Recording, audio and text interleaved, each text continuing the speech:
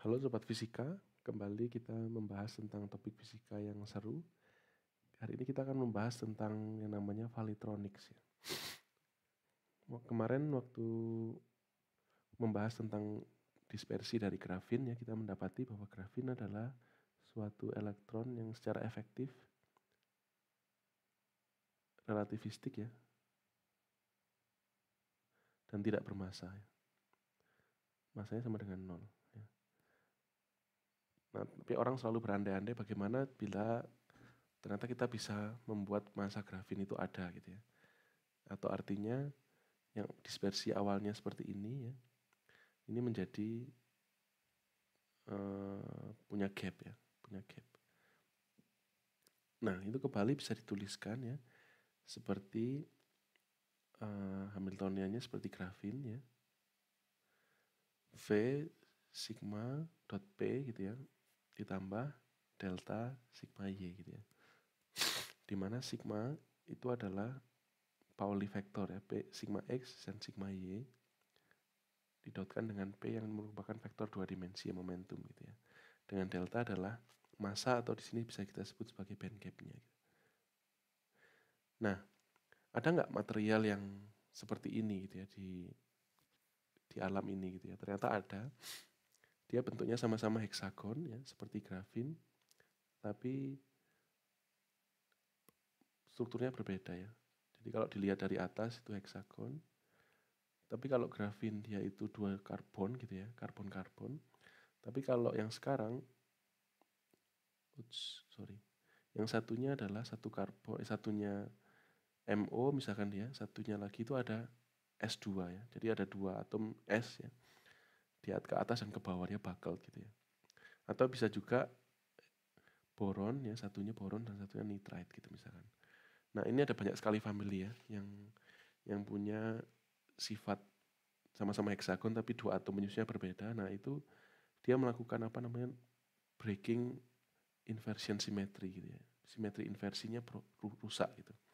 Itu yang melindungi supaya dispersinya itu tidak punya gap. Nah, karena ada perusakan inversi simetri ini, maka dispersinya punya gap gitu ya. Nah, yang menarik adalah sama seperti grafin dia punya valley decay dan K prime. Ketika kita sinari gitu ya, cahaya yang polarisasinya sirkular ya. Sirkular ini saya gambar seolah-olah sirkular ya. Polarisasi sirkular ya. Oh, sorry, saya kayaknya harus ganti backgroundnya supaya kelihatan gambarnya. Nah, seperti ini aja biar enak.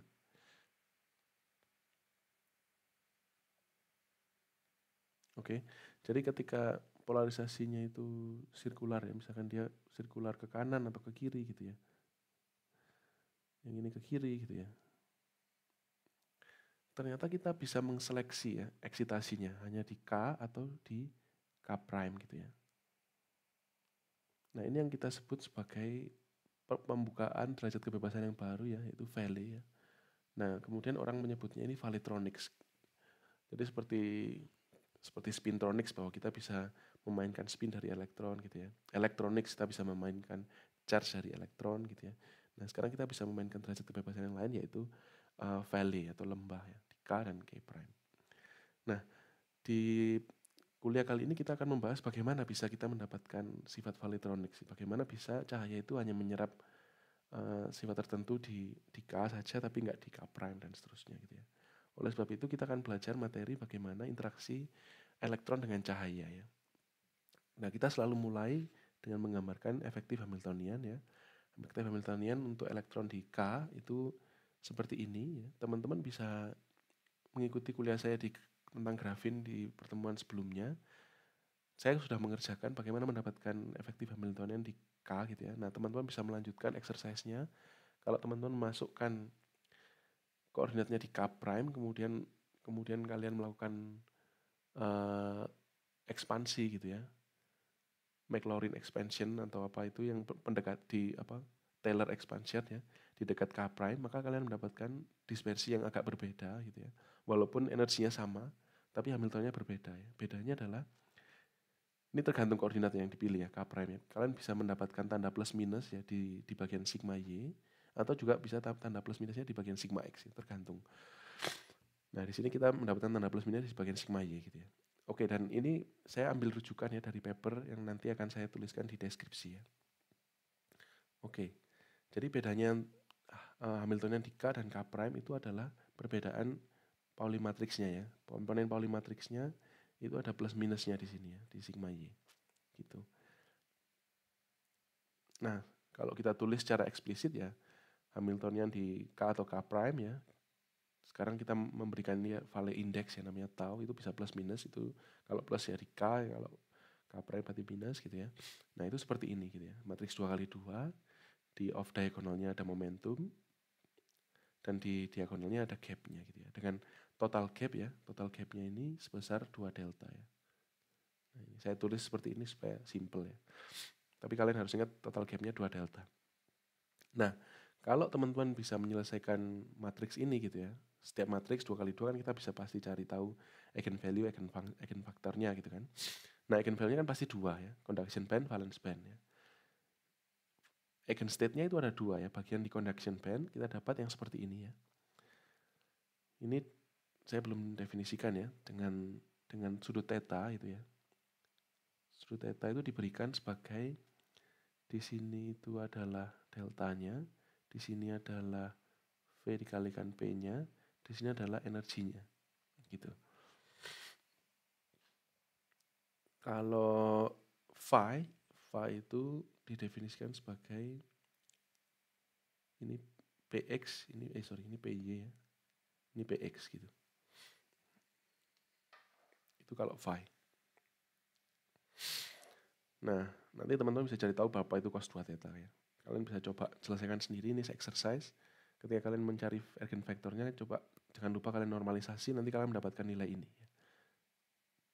Nah, eigenvektor ini sangat penting ya, karena nanti akan menentukan selection rule dari optical properties ya. Atau dalam banyak hal, eigenvektor ini akan mempengaruhi misalkan properti yang lain seperti Berry curvature, misalkan ada Chern number, dan seterusnya. Eigenvektor itu teman-teman harus ingat, ini sangat penting. Kemudian di conduction band, energinya itu ada plus akar ya, V kuadrat P kuadrat plus delta kuadrat. Di valence band minus ya, bedanya itu. Nah, kalau P-nya jauh lebih besar dari delta, kita akan lihat dispersinya kembali menjadi linear ya di sini. Ini linear. Gitu. Oke, nah sekarang kita mencari tahu ya bagaimana interaksi antara elektron ya dengan medan listrik ya. Nah, ada beberapa teknik ya. Teknik yang paling terkenal yang pertama itu namanya adalah kita sebut sebagai Peierls ya, substitution.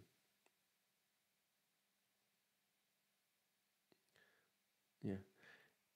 Ini namanya kita sebut sebagai momentum gauge ya. Jadi kita mengubah momentumnya menjadi A per C, dengan A ini adalah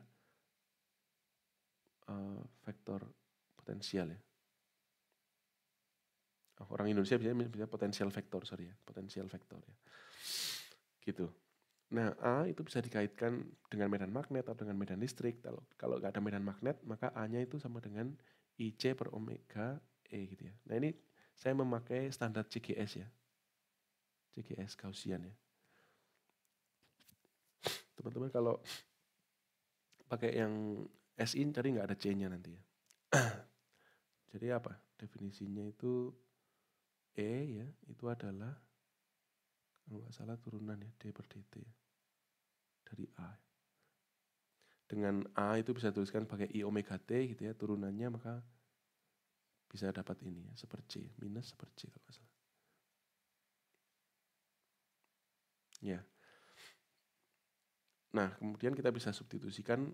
Nah, jadi artinya kalau selama kita punya P, nah kemudian kita substitusi ya, dari yang awalnya P menjadi P minus I E per omega gitu ya. Kita akan mendapatkan Hamiltonian interaksi antara elektron dengan foton gitu ya. Nah, ini kita masukkan kembali ke Hamiltonian tadi. Ya. Jadi Hamiltonian awal kita itu adalah ini ya, sigma, tau, kita tuliskan pakai tau, dan P-nya kita substitusi menjadi P minus IE per omega gitu ya. Nah, dari sini biasanya kita mendapatkan bisa juga faktor yang non-linear, tapi kalau untuk Dirac kita dapatkan yang linear ya, jadi kita nggak perlu membuang yang lainnya ya. Karena Hamiltonnya linear terhadap momentum ya. Kadang Hamilton yang kuadratik itu kuadratik terhadap electric field ya. Jadi maka kita bisa buang faktor yang kuadratik terhadap electric field karena itu non-linear response ya. Tadi kita ambil yang linear response aja. Nah, kita mendapatkan Hamiltonian ya. Elektron foton itu adalah ini. Jadi ingat kita nanti mencari sigma dot E gitu ya. Nah, ini sigma taunya tadi kalau jangan lupa ada plus minus ya di vale K atau vale K prime ya. Gitu. Oke. Nah, sekarang kita masuk kepada perhitungan berapa probabilitas untuk transisi gitu ya. Transisi dari valence band ke conduction band. Nah, kita langsung aja gunakan Fermi Golden Rule ya. Teman-teman bisa belajar ini dari perturbasi ya dengan bergantung waktu. Kemudian kalian menemukan kalau ada gangguan yang bergantung waktu seperti ini, nanti kalian akan mendapatkan probabilitas ya. Laju probabilitas itu 2pi per habar jumlahan dari semua keadaan ya di final state ya untuk transisi dari MK itu kita definisikan sebagai valence band ke conduction band gitu ya. Nah, itu dikuadratkan karena absorpsi itu dari valence band conduction band terus balik lagi gitu kan. Nah, itu ada delta functionnya gitu ya. Nah, delta function ini menunjukkan bahwa hukum kekayaan energi harus terlaksana gitu. Itu. Oke. Nah, kita masukkan semua komponennya gitu ya. Jadi mengingat matriks elemennya itu, jadi M itu sebenarnya kita couple gitu aja ya. Conduction band, HEP gitu ya. Dengan valence band gitu. Nah, karena kita couple ini, kita mendapatkan MK itu minus EV per omega ya. Kita update dengan vektornya C, V, EX sigma X plus EY sigma Y. Nah, bedanya dengan MK prime, ini adalah di minusnya karena tadi ada sigma taunya itu ada minusnya di situ gitu ya. Oke, jadi ingat tadi V sama C-nya itu yang ini gitu ya. Ini V sama C-nya. Jangan lupa kalau kita melakukan bra atau cat, jangan lupa konjugasinya. Oke, nah kemudian kita masukkan ke perhitungan. Misalkan di sini kan yang paling krusial kita harus mencari apa itu sigma X dan apa itu sigma Y yang kita apit dengan V dan C gitu kan. Nah, kalau gitu kita masukkan aja komponennya ya. C yang cat itu ya, itu adalah cos theta per 2 E pangkat I tau phi sin theta per 2 ya. Ini coba bandingkan dengan ini ya. Kita tadi tulisnya di vektor kolom, sekarang kita tulis di vektor baris. Kemudian E pangkat minus I-nya kita ubah menjadi E pangkat I karena konjugatnya gitu ya. Nah, kemudian kita kalikan dengan sigma X 0011. Kita kalikan dengan vektor V ya. V itu valence band tadi. Sin theta per 2 E pangkat minus I tau phi minus cos theta per 2 gitu. Mengalikannya biasa, gampang ya. Sigma X itu mengubah posisi dari yang tadinya atas bawah menjadi bawah atas. Kemudian kalian kalikan ya. Cos theta per 2 dikalikan cos theta per 2 ya. Menemunya minus cos kuadrat theta per 2 E pangkat I tau phi. Kemudian untuk sin theta per 2 kita kalikan sin, jadi sin kuadrat theta per 2 E pangkat minus I tau phi gitu ya. Nah, itu sama halnya dengan yang bagian sigma Y ya. Kalian ikuti aja. Kalian bisa pause videonya. Saya nggak jelaskan semuanya, pokoknya nanti dapatnya ini ya. Oke. Nah, berikutnya kita definisikan. Tadi kan ada perkalian ya. Ini ada EX sama EY ya. Ini ada EX sama EY. Nah, jadi medan listrik itu vektor ya. Kita bisa tuliskan sebagai vektor EX dengan EY-nya gitu ya. Nah, kalau dia itu right circular polarized gitu ya. Bagian EX-nya itu bernilai 1, bagian EY-nya bernilai minus I gitu. Ini definisi ya circular polarized light. Jadi beda fasanya adalah pi per 2 ya. Nah, ini karena kita perlu normalisasi, kita tambahkan akar 2. Kemudian L-nya I1 plus I gitu ya. Pada intinya kita bisa menulis E tilde ya, EX, EY gitu ya. Jadi kita tadi nulisnya vektor E itu adalah E per akar 2 gitu ya. Ini E tilde X E tilde Y. Jadi ini cuman komponen yang either 1 atau I gitu ya. Nah, kita tuliskan secara general sebagai eta gitu ya. Nah, kalau etanya min 1 maka dia R, kalau etanya plus 1 maka dia L gitu ya. Oke, jadi kita sudah siap dengan perhitungannya. Sekarang kita tulis ya berapa nilai M ya. M, K gitu ya. Atau M.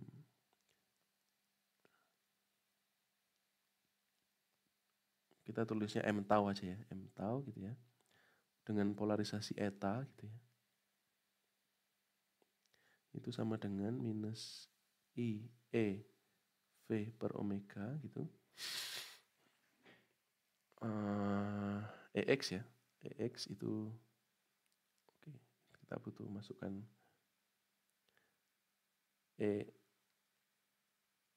ini E0 aja ya, E0 per akar 2, kemudian, E0 per akar 2, kemudian kita masukkan, kita sudah mengapit ya, berarti kita masukkan bagian E tilde X dikalikan C sigma X V ditambah, atau ini tambah ya, tambah tau gitu ya. Ini kan ada plus minus tadi ya, plus minusnya itu muncul dari tau gitu ya, ini saya tambah tau. Kemudian EY ya, E tilde Y C sigma Y V gitu. Ini matriks elemennya. Nah, kemudian EX-nya itu bernilai 1 ya. Jadi ini kita tulis lagi ya, sigma X V tau gitu ya. EY-nya bernilai oke. Nanti di sini ada faktor I gitu ya. Ya udah kita tulis dulu I eta ya. I eta. Kemudian kita masukkan ya. C sigma Y V gitu ya. Oke. Sekarang kita masukkan ya. Minus I EV per omega E0 per akar 2 minus cos kuadrat theta per 2 E pangkat I tau phi ditambah sin kuadrat theta per 2 E pangkat minus I tau phi.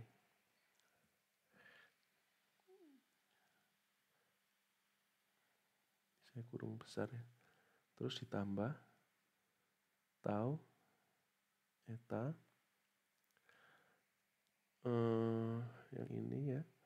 Jadi ini ada perkalian I dikalikan dengan I ya, berarti ada minus ya. Jadi saya ganti jadi minus ya.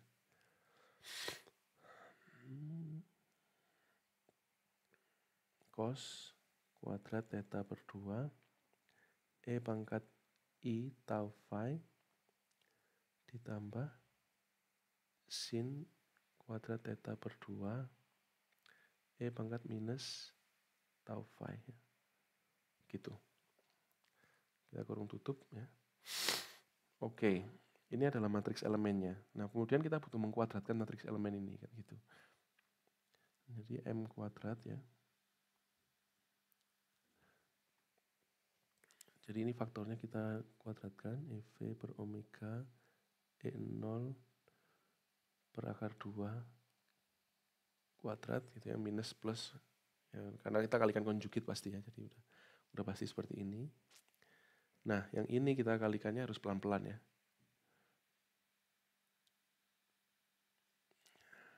Ini cos theta kuadrat ya, per 2 dikalikan dengan ini ya. Oke, jadi kita mengalikannya harus pelan-pelan ya. Karena oke, saya tulis saja ya. Minus cos kuadrat theta per 2 E pangkat I tau phi sin kuadrat theta per 2 E pangkat minus I tau phi minus tau eta cos kuadrat theta per 2 E pangkat E pangkat minus I tau phi plus ya tambah sin kuadrat theta per 2 E pangkat minus I tau phi ya. Kita kalikan dengan konjugatnya ya. Minus cos kuadrat theta per 2 E pangkat minus I tau phi tambah sin theta per 2 E pangkat I tau phi minus tau eta cos kuadrat theta per 2 E pangkat minus I tau phi ditambah sin kuadrat theta per 2 E pangkat plus I tau phi gitu ya. Oke. Jadi teman-teman yang kita perlu perhatikan perkalian ini ya. Kalau kita perkalikan ya, dua-dua dengan cos ya. Kalau kita kalikan cos ini fasenya hilang ya. Fase ini dengan ini karena konjugatnya.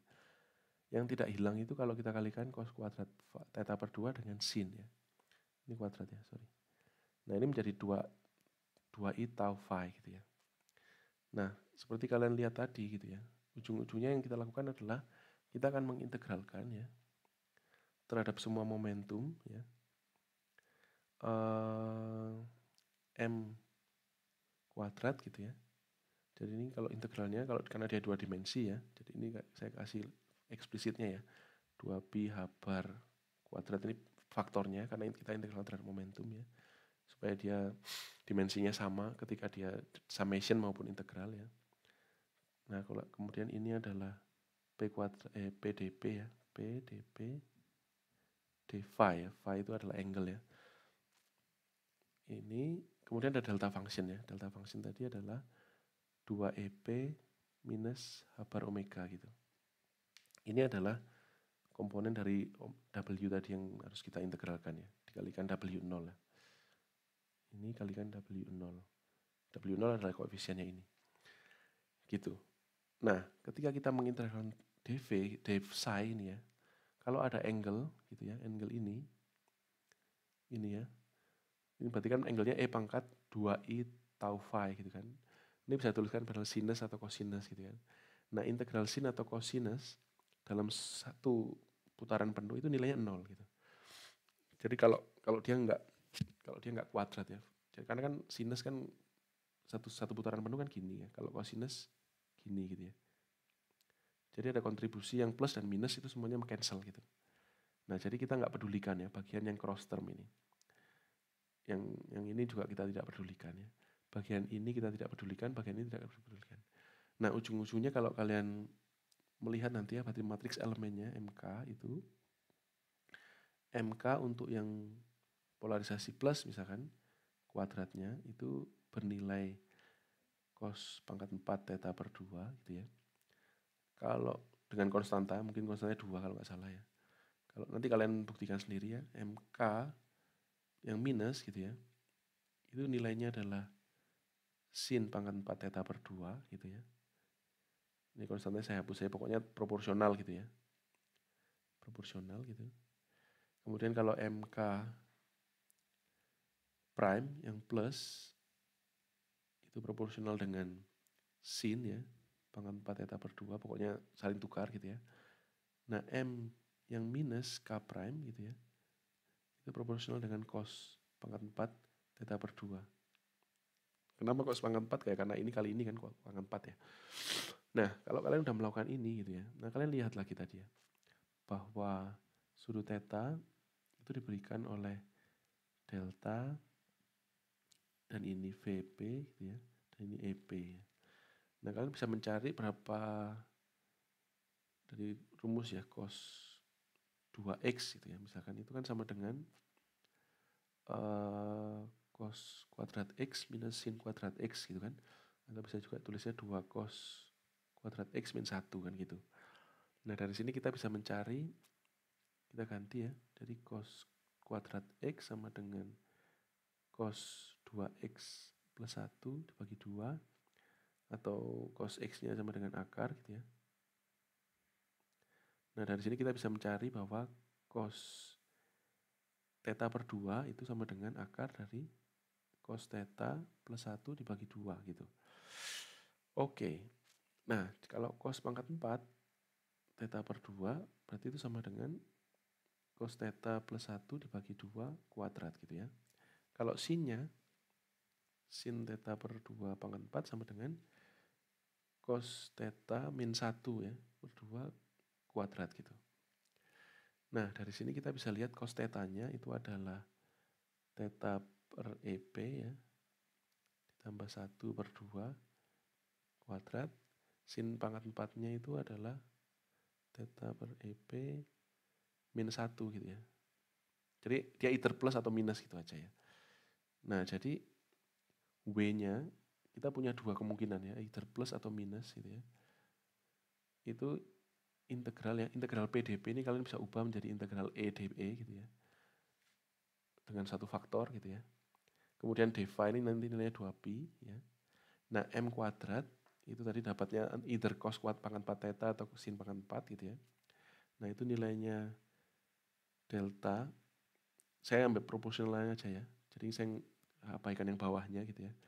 Nah, ini nilainya adalah delta per EP plus minus 1 gitu ya.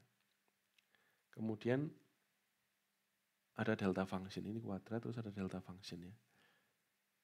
2EP minus H bar omega ya.